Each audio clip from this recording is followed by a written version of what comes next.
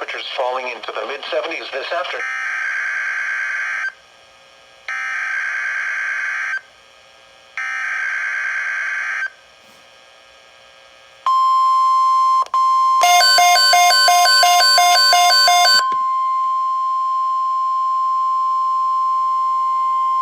The National Weather Service has issued Tornado Watch number 704, effective until 6 p.m. Central Standard Time. This watch includes the following counties in Texas: Collin, Dallas, Denton, Ellis, Hunt, Kaufman, Rockwall, and Tarrant.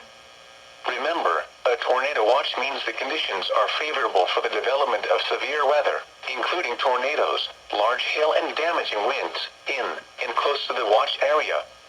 While severe weather may not be imminent, persons should remain alert for rapidly changing weather conditions and listen for later statements and possible warnings.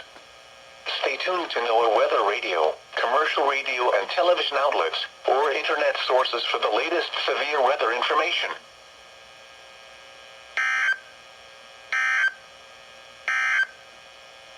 The current time is